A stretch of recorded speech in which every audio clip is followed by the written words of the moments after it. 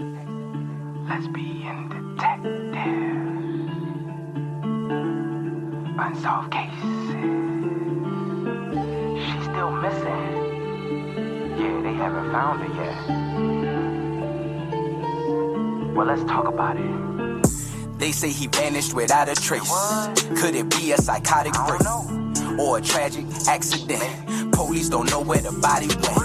Unsolved murders, body still missing. That's unheard. Where's the witness? Lesbian detectives, what's going on? City on high alert, this out the norm. He did what, the who? Man, that ain't real, these crimes ain't true. Then come uncover these theories with us. We live right now, tuning in is a must. Right now. Lesbian detective. Lesbian detective. We about to start the show, so get your popcorn ready to go.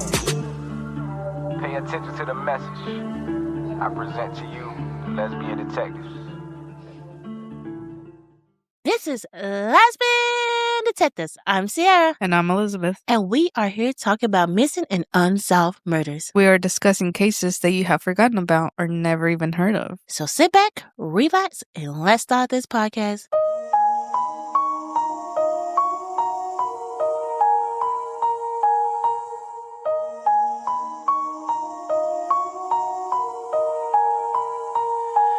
Welcome back, everybody. And guys, do you see that face over there? It's clear. My wife does not have what has happened to your face again? I had an allergic reaction. Allergic reaction, guys. It's moved now. She's back, and she's most beautiful thing ever. Oh, so sweet. But it took 2 or 3 days? No, and I'm still itchy a little bit. But yeah, it did take a couple of days. Yeah, so that's good. I mean, she's back, and this week has been a long week, guys. But we're here to give you this episode, and I have so many people sending me so many suggestions of cases, and I'm like, guys, slow down. I'm getting there. But I will have all you guys' cases ready to go sooner or later. But you know my favorite word. Now let's get into the episode. Before we begin today's case, I want you to imagine a quiet morning in early May of 1999. A small town in Alabama is just starting to wake up. The sun is rising slowly. The air still warm from the spring night before.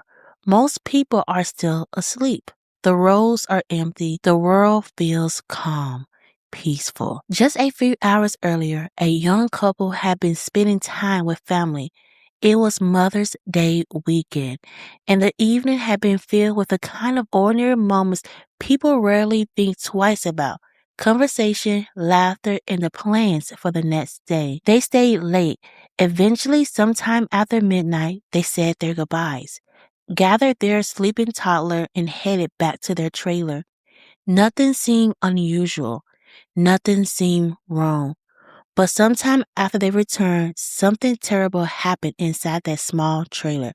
By the time morning arrived, 2 lives had been taken. Their little girl was still inside, alive. And the person responsible was gone. No witnesses, no clear motive. And more than 2 decades later, the question still remained. What really happened inside that trailer that night? This is a case of Candice Kyser and David Keller. Candice Kyser was born on May 6, 1980 in Alabama to Sheila and Bruce. She was one of 4 children, an older brother, a younger brother, and a younger sister. From a young age, Candice loved dancing, even attended the Robinson School of Dance. Her Aunt Regina remembers her vividly. We never had a typical aunt-niece relationship. We grew up together. She was a year older than me. As a child, she had a great imagination. We were always on some kind of adventure. One day, diamond miners, the next, carving stairs in a dirt hill. She loved playing school and was always the teacher. We spent a lot of time singing in the mirror with our hairbrush microphones. She could be bossy, but she was caring and protective of those she loved. David Allen Keller was born almost a year before Candice, May 15, 1979.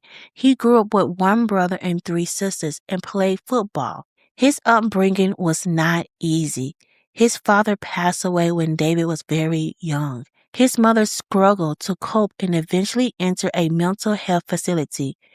Afterwards, David and his siblings went to live with their uncle. Despite hardship, David was grown, devoted, and kind. He met Candice in middle school, and their bond lasted to high school. By 16, Candice became pregnant, giving birth to their daughter, Kayla. In 1997, even as young parents, they embraced responsibility fully. Regina recalls Candice as a wonderful mother who would do anything for Kayla, and David as someone determined to provide for his family, no matter what. In 1999, Candice and David moved to Russell County, about 3.5 hours northeast from their home in Sarah Land. Candice's parents moved with them, working at the local mill. David worked as an apprentice plumber, and Candice stayed home to care for Kayla, studying for her GED, and tended to her garden. By May 6, 1999, both were 19, living their routine. David went to work, Candice cared for Kayla. They had no idea their lives were about to be shattered. The evening of May 7th, Mother's Day weekend, they spent with Candice's family. Everything seemed perfect. Candice's brother had come from out of town. Laughter, conversation, the quiet of warmth of family filled the room. Later that night, just after midnight, Candice and David returned to their home, plans for the next day still in mind, unaware it would be their last day alive. The next morning, May 8th, Sheila, Candice's mother, tried to call her daughter. No answer. Calls went unanswered. Her concern grew. Something was wrong. She drove to the mobile home, knocking on the front door. Nothing. Back door, still nothing. Peering through a window, she saw Kayla alone. Panic set in. She climbed through the window and stepped into a nightmare. In Candice's bedroom lay her daughter, shot. Sheila grabbed Kayla and ran outside.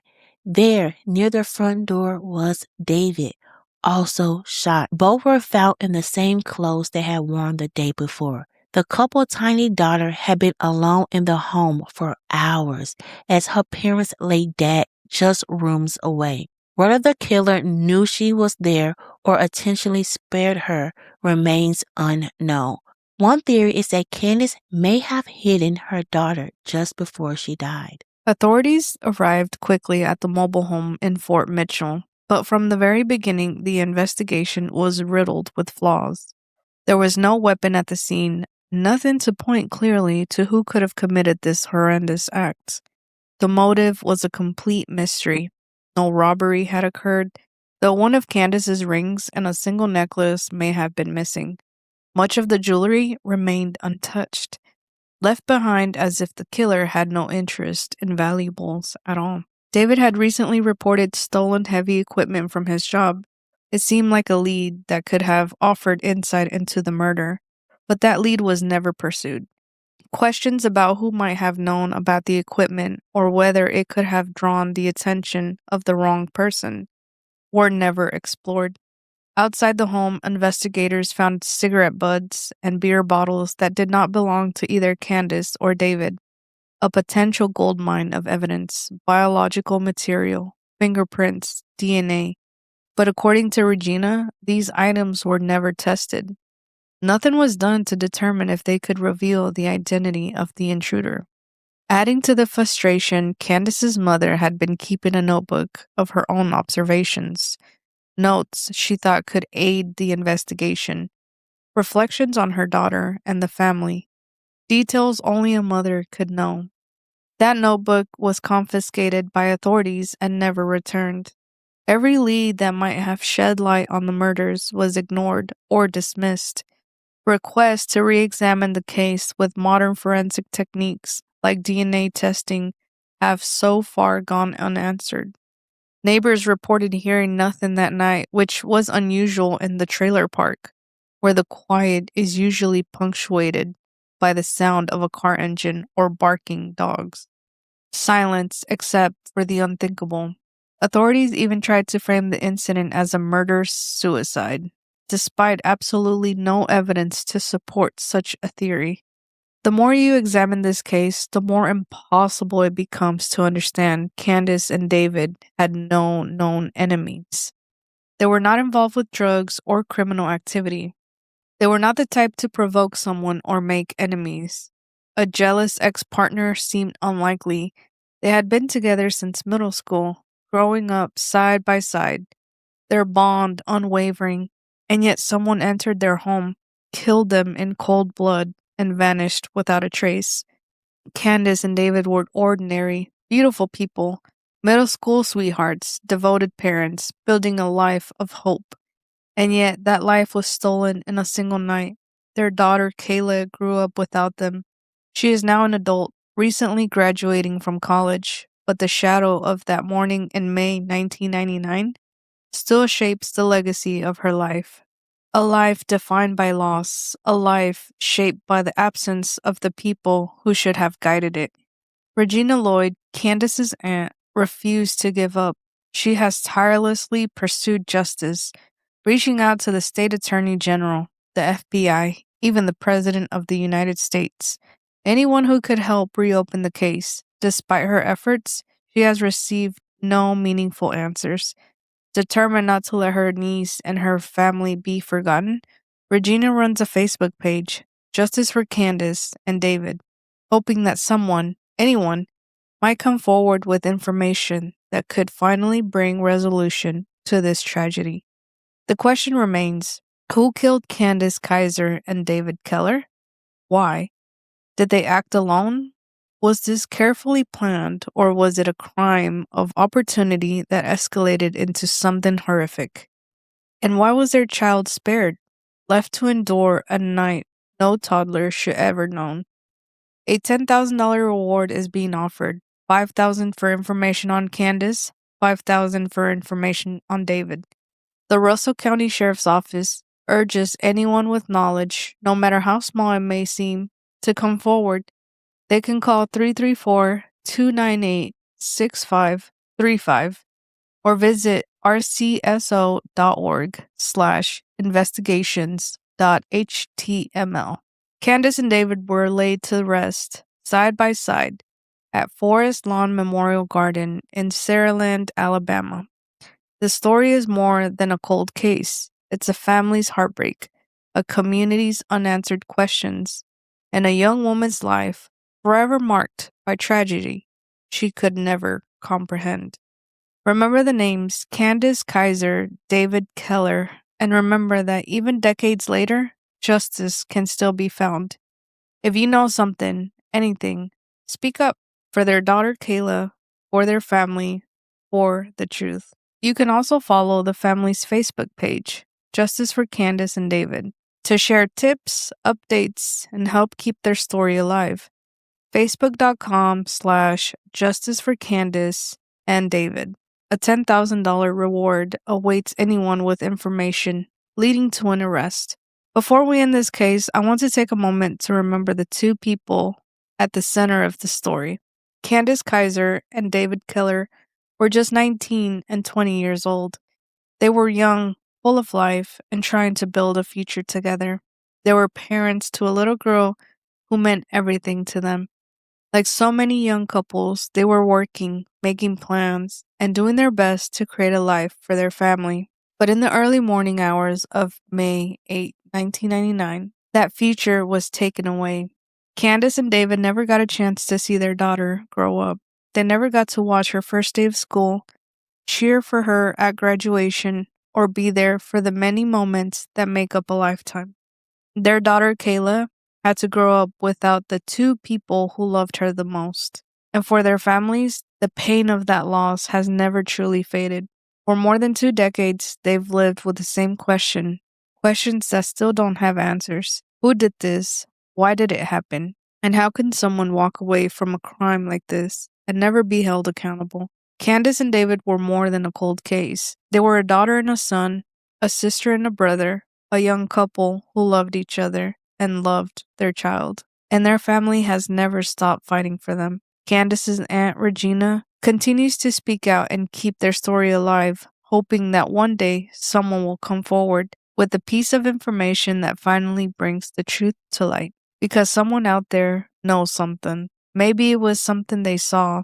Maybe it was something they heard years ago. Or maybe it's something someone confessed in a moment they thought no one would remember. But even after all this time, that truth still matters. Even the smallest detail could be one of the things that finally help bring justice to Candice, to David, and to the family who has spent more than 20 years waiting for the truth. Because no family should ever have to wait this long for answers. And Candice and David deserve to be remembered, not just for how their lives ended, but for the love, hope, and future they were building together. Thank you for listening and for helping to keep their story alive. This is the case of Candice Kyser and David Keller. Now let's get into some theories. Theories. Let's get into some theories. Let's get into some theories. Everyone is a suspect until proven guilty. Let's get into some theories. Lesbian detectives. What type of thoughts you thinking? What theories running through your mind? I'm thinking all types of suspicion. Uncover the truth, what we can find. Witness say they saw somebody creeping out the back door. What you think they did it for? That's so crazy, I'm not sure. They found a car, where could she be? Here go another puzzle piece. Research and do your history. It's plenty unsolved mysteries. Everyone is a suspect until proven guilty. Let's get into some theories, yeah. Let's get into some theories. Let's get into some theories.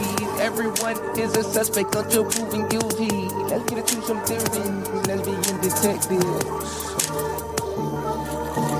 You or me? Good.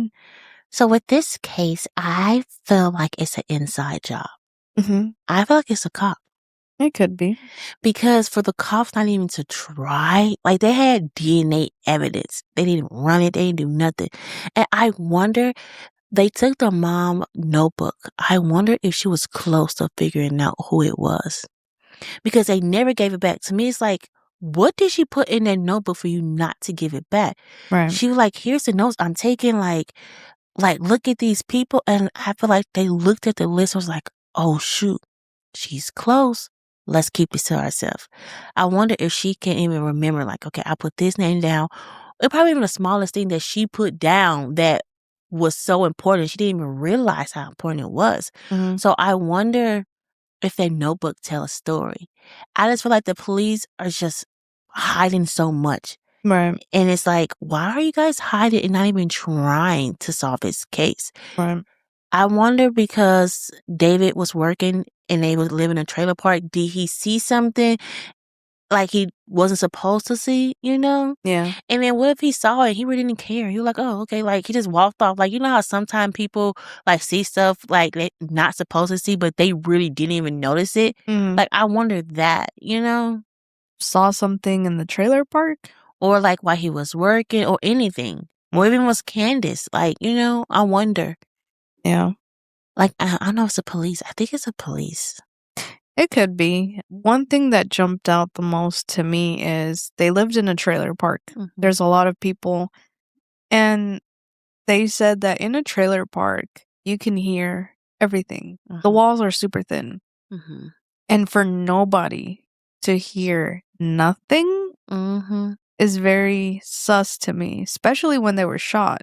A firearm, it's loud. Right. You could put the silencer on, but it's still going to be, you're still going to hear something. If you can hear a car turn on, an engine running, Mm-hmm. you can hear the shot.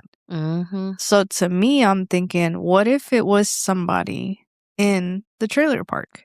Yeah, I agree. We have seen several of these shows, My Crazy Neighbor or My... Oh, yeah, I love that shows. And it's like, it could be something so petty or something so insignificant for somebody, but it really just rattles a neighbor or a certain person the wrong way. Right. And they can take it further. Right. To me, that is one of my theories. Mm-hmm. And maybe the police department is just not on their stuff. Mm-hmm. I know we always say, okay, it could be a cop, because it's like they're bearing evidence. But the reason, my theory, somebody who lives in a trailer park, they could have connections. Mm-hmm. But to me, it's kind of unlikely. Okay. Because if you don't, like, money talks. Mm-hmm. So a trailer park to me, unless they're like related by blood or something, I don't really see them having as many connections like that. I mean, we don't know. But you don't know. Yeah. At least not with the police. Like, they could have connections somewhere else. Yeah, I mean, it was one case that we saw that there was a case suggestion where the girl mother was like unalive, and like the person who might be responsible had connection with the police and all the high powered people. So it's like anything could happen. Usually, like in low income neighborhoods, Mhm. the police doesn't really waste their resources as much because they're Mhm. on a tighter budget, or they just neglect. Or if it was a CI, CI. like a person that helped the police, like solve cases, like they hear things and they're like, oh, like I heard so and so doing this, and then like, okay, you might like they did a legal act and they made them a CI, like, hey, I keep you out of jail if you tell me this information. I could Like, I have seen a lot of stories about people being CIs and they commit so many crimes, but the police are letting them slide because they need them to help with their case. It was a Law and Order episode. Another thing is, I wonder if they were just shot once, or if somebody, like, say, if the husband was targeted a little bit heavier than the wife, or if they were targeted the same. Mm-hmm. I want to know, because that'll kind of tell you who they were after. Another theory could be somebody that David worked with, or he was kind of accusing somebody of stealing his tools or Yeah. something like that. His tools got stolen. And it could have happened at the trailer park. It could have happened at a job site. Like, you don't know. You're making accusations. And like, that's what I'm saying. Like, if you mess with the wrong person, or if the wrong person feels threatened or Mhm. offended in any way, there's no telling how they're gonna react. Right. I agree with you. Do you think the person was waiting inside for them? That's where I'm kind of like, because they was with their family a long time and they didn't come back until midnight. That's a long time to be waiting. But as you said, if they was like living in a trailer park, they could saw them when they came in. But like, what if the person who stayed in the trailer park, everybody was scared of? I don't believe that the person was waiting for them inside their home, because they would have had their baby with Mhm. them. And it seems like the baby was already, like, put to bed, or Mhm. the baby was not. Anybody's hands. Mm-hmm. So I don't think so. I think that person came in. It could have been a neighbor asking for something. Like, I mean, I used to open the door for You did. anyone, You did. and you told me not to. So now I know. But I would just open the door. They were young. They say that they weren't really, like, cheating on each other Mhm. or involved in any criminal activity. Mhm. So to me, it just seems like they upset the wrong person for whatever reason. And to me, it doesn't even, I mean, no reason is enough to take somebody's life, Mhm. at least not to me, but other people that are not okay mentally Mhm. might think otherwise. I always wonder how their body was laid. Like when they got shot, like was David towards the door, like kind of running, but I don't see him running from that situation. Like he would probably got his daughter and ran. If Candice was shot first, so I wonder if, say, Kayla and Candace went in first, and then she's like put the baby in. Say that he's getting the bags, like taking everything in. In time he came in, the person's right there, pal. And Candace like, oh my God, I need to hide my baby, or I need to put her down. Like I need to protect myself. But we all know trailers aren't that big. So it's like 2 steps and he shot her. I feel like that's a possibility. Like, you know, he probably came in after them while Kayla, like, when Candace was already putting Kayla down. I think the suspect came in, Mm-hmm. knew who he needed to target, and Mhm. it almost, I don't know how many bedrooms this trailer had, Mm-hmm. but either they spared the baby, Mm-hmm. or they went into the first room. The suspect saw both of them and then just shot both of them and left and ran. Okay. Because I feel like even if baby was asleep, she would have cried because of that sound. Because that Yeah. would have wake a baby up. But guys, that's our theories. I mean, we was really killing any theories today. We are on all podcast platform. We are on YouTube. So give us a 5-star rating, like, comment, and subscribe. This episode was out there. And I can't wait for you guys to hear the next episode. I have been working on it for like 2 weeks, getting all the information for you guys. This next episode is a good one too. And our 100th episode is coming up soon, guys. Tell me what case I should do. I want to hear what you think. What is a good case for our 100th episode? For our 100th episode. I cannot wait to hear. Thank you for listening to us, guys. This is Last Minute Detectives. Don't forget, everybody's a suspect. So proven innocent. Bye. Lesbian detective. Unsolved cases. She's still missing. Yeah, they haven't found her yet. Well, let's talk about it. They say he vanished without a trace.